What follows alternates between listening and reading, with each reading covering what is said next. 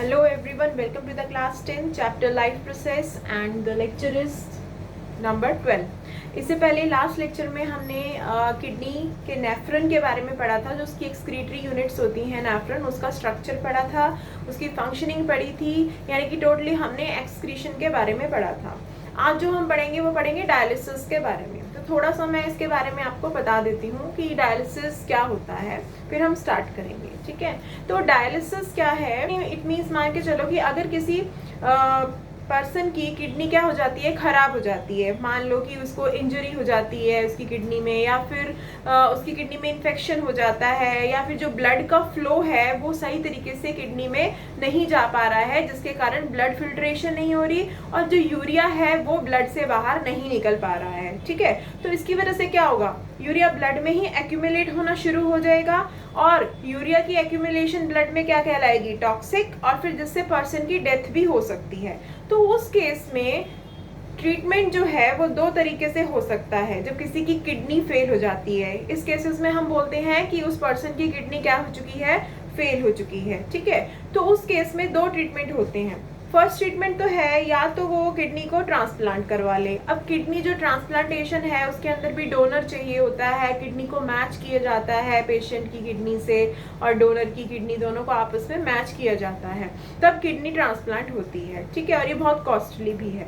Then second option है treatment का कि डायलिसिस करवा सकता है वो पेशेंट जिसकी किडनी क्या हो चुकी है, खराब हो चुकी है। अब डायलिसिस एक तरह से किडनी की मशीन होती है जिसमें पेशेंट को पीरियोडिकली विजिट करनी होता है डॉक्टर के पास, और पीरियोडिकली उसका क्या होगा, ब्लड फिल्टर होगा। ठीक है, एक टाइम डॉक्टर दे देंगे कि इतने दिन बाद आपने आना है, और फिर इस तरीके से उसका ब्लड फिल्टर हो जाएगा उस टाइम पे। लेकिन ये परमानेंट नहीं है, ये हमेशा के लिए उसको करवाना पड़ेगा पेशेंट को। ठीक है, टाइम टू टाइम उसको अपना ब्लड फिल्टर करवाना पड़ेगा। तो वो एक किडनी मशीन से ब्लड फिल्टर होता है जिसके थ्रू उसके ब्लड से क्या निकल जाता है, यूरिया निकल जाता है। तो उस प्रोसेस को किडनी मशीन के थ्रू जब ब्लड को फिल्टर करवाया जाता है पेशेंट के, तो उस प्रोसेस को हम बोलते हैं डायलिसिस बोलते हैं। तो आज हमने वो डायलिसिस के बारे में ही पढ़ना है। ठीक है, इससे पहले जो प्रीवियस वीडियोस हैं जिन बच्चों ने नहीं देखे हैं वो इस वीडियो के आई बटन पे जाइए, इसको क्लिक करिए तो प्रीवियस वीडियोस वहाँ पर शो हो जाएंगे। और वीडियोस के आगे अपडेट के लिए, नोटिफिकेशन के लिए इस चैनल को सब्सक्राइब कीजिए। ठीक है बेटा, चलिए स्टार्ट करते हैं डायलिसिस। तो डायलिसिस मशीन कुछ इस तरह की होती है। इसमें देखिए क्या होता है, दो लीड होती हैं। एक जो लीड है वो पेशेंट की आर्टरी से कनेक्ट होती है। ठीक है, एक लीड जो है इस मशीन की, जो एक लीड है वो किससे कनेक्ट है, वो पेशेंट की आर्टरी से कनेक्ट है, और दूसरी लीड पेशेंट की वेन से कनेक्ट है। अब ये देखिए, पेशेंट्स की जो आर्टरी है उसके अंदर क्या होगा, डर्टी ब्लड। ये मैंने पहले ही बताया था कि आर्टरी में डर्टी ब्लड होता है जिसके अंदर क्या होता है, यूरिया होता है। तो अब इसी लीड के अंदर क्या लगा हुआ है, एक पंप लगा हुआ है, दिस इज पंप। ये पंप क्या करेगा, ब्लड को पुश करेगा। ठीक है, ये पंप क्या करेगा, यहाँ से जो ब्लड आ रहा है उसको पुश करेगा ताकि वो ब्लड प्रेशर के साथ आगे इस मशीन के अंदर जा पाए। अब इस मशीन के अंदर क्या है, ये ट्यूब लाइक स्ट्रक्चर है, आपको दिखाई दे रहा है कॉइल्ड, ये कॉइल्ड ट्यूब लाइक स्ट्रक्चर है। इसे हम बोलते हैं सेलेक्टिवली परमिएबल। एक्चुअल में जो ये ट्यूब है वो किससे बनी हुई है, ये सेल्यूलोज से बनी हुई है, और ये सेलेक्टिवली परमिएबल है, यानी कि ये सेलेक्ट करेगी कि कौन सी चीजें आनी चाहिए और कौन सी बाहर जानी चाहिए। ठीक है, इसलिए ये जो ट्यूब है, जो कॉइल ट्यूब है, ये क्या कहलाती है, सेलेक्टिवली परमिएबल, और किससे बनी हुई है, सेल्यूलोज से बनी हुई है। देन ये जो आपको ये लिक्विड सा दिखाई दे रहा है ब्लू कलर वाला, ये लिक्विड है डायलाइजिंग सॉल्यूशन, यानी कि जो ये डायलिसिस मशीन है इसके अंदर सॉल्यूशन है। उस सॉल्यूशन में क्या क्या है, ग्लूकोज, सॉल्ट्स एंड वाटर। ये वही कंपोजिशन है जो हमारे ब्लड में होता है, हमारे ब्लड में भी होता है ना, ग्लूकोज होता है, सॉल्ट्स होता है और वाटर। तो ये उतना ही कंपोजिशन है, जितनी कंसंट्रेशन हमारे ब्लड में होती है इक्वली उतनी ही रखी गई है इस मशीन के अंदर। ठीक है, तो ये डायलाइजिंग सॉल्यूशन हो गया।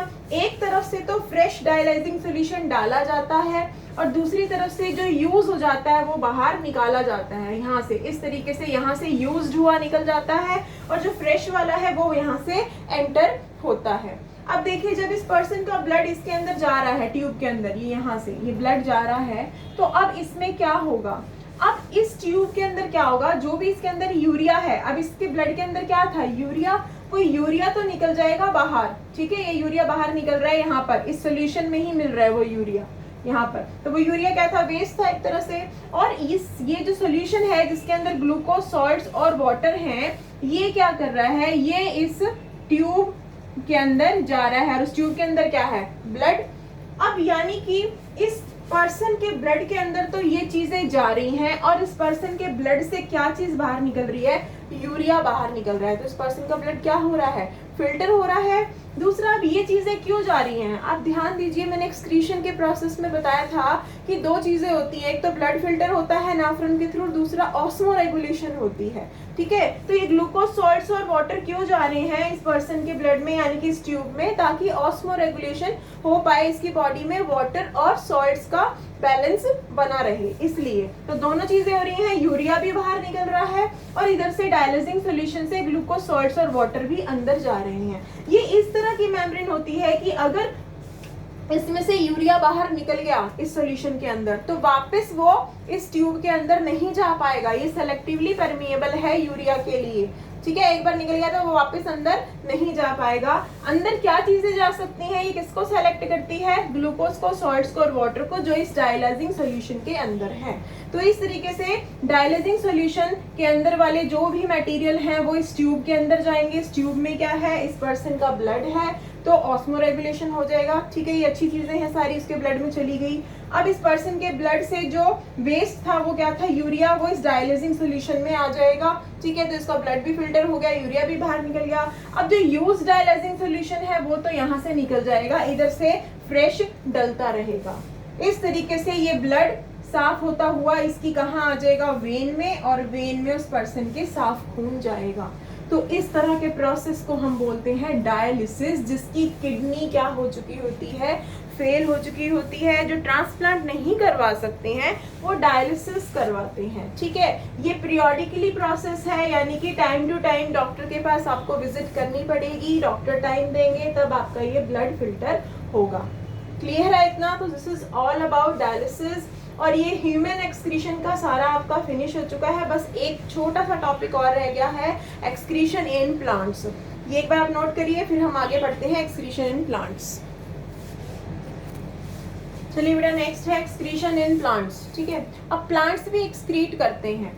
प्लांट्स एक्सक्रीट करते हैं गैसियस वेस्ट। गैसियस वेस्ट जो एक्सक्रीट करते हैं वो कहाँ से एक्सक्रीट करते हैं, लीव्स में स्टोमेटा से, और स्टेम में लेंटिसल्स से। लेंटिसल्स मैं आपको पहले भी बता चुकी हूँ। लेंटिसल्स क्या होते हैं, छोटे छोटे पोर्स होते हैं बार्क में, जो छाल होती है ना पेड़ की स्टेम के ऊपर, उसके अंदर क्या होते हैं, छोटे छोटे पोर्स होते हैं, ठीक है। तो यहाँ इन दो जगह से क्या करते हैं, वो गैसियस वेस्ट को एक्सक्रीट करते हैं। अब स्टोमेटास जो है, जो लीव्स में प्रेजेंट होते हैं, ये भी क्या होते हैं, पोर्स होते हैं। ये कौन से प्रोसेस में एक्सक्रीट करेंगे, फोटोसिंथेसिस। तो यहाँ से फोटोसिंथेसिस होती है, तो दिन में ये क्या एक्सक्रीट करते हैं, ऑक्सीजन, क्योंकि फोटोसिंथेसिस के प्रोसेस में क्या होता है, CO2 कंज्यूम होती है और क्या रिलीज होती है, ऑक्सीजन रिलीज होती है। तो डे टाइम में क्या एक्सक्रीट करेंगे, स्टोमेटास में से फोटोसिंथेसिस के प्रोसेस के थ्रू ऑक्सीजन को रिलीज करेंगे, और रात में यानी कि नाइट टाइम में रेस्पिरेशन के प्रोसेस में लेंटिसल्स से जो भी चीज, क्योंकि लेंटिसल्स जो है वो किस प्रोसेस में हेल्प करते हैं,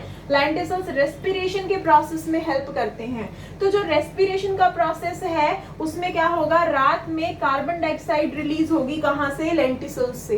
तो इस तरीके से ये गैसियस क्या कर रहे हैं, वेस्ट को दिन में और रात में एक्सक्रीट कर रहे हैं। दिन में ऑक्सीजन और रात में कार्बन डाइऑक्साइड एक्सक्रीट करते हैं। देन कुछ लिक्विड और सॉलिड वेस्ट भी होता है प्लांट्स के अंदर, जो स्टोर होता है। वो कहाँ कहाँ स्टोर होता है, उनकी लीव्स में स्टोर होता है, उनके फ्रूट्स में और उनकी बाक में होता है। तो वो कैसे वो एक्सक्रीट करेंगे, वो अपनी लीव्स को, जो लीव्स ओल्ड हो चुकी हैं उनको नीचे गिरा देंगे, तो वो वेस्ट भी क्या हो जाएगा, एक्सक्रीट हो जाएगा। उनकी जो बाक है वो पील होने लग जाएगी, यानी कि उतरने लग जाएगी और नहीं आएगी। तो जो पुराने वाली उतर रही है उसमें क्या है, वेस्ट है। तो इस तरीके से वो भी क्या हो जाएगा, वेस्ट एक्सक्रीट हो जाएगा। और जो राइप फ्रूट्स होते हैं, यानी कि जो पक जाते हैं फ्रूट्स, वो भी क्या है, अगर नीचे गिर जाएंगे तो उसमें भी क्या है, ज्यादा पके हुए हैं तो वेस्ट है, जिसके थ्रू जो प्लांट का वेस्ट है वो एक्सक्रीट हो जाएगा। और भी कई हैं प्लांट्स और क्या करते हैं, in the form of gums और रेजिन्स। थर्ड पॉइंट है, गम्स और रेजिन्स एक्सक्रीट करते हैं, गम्स और resins from stem and branches.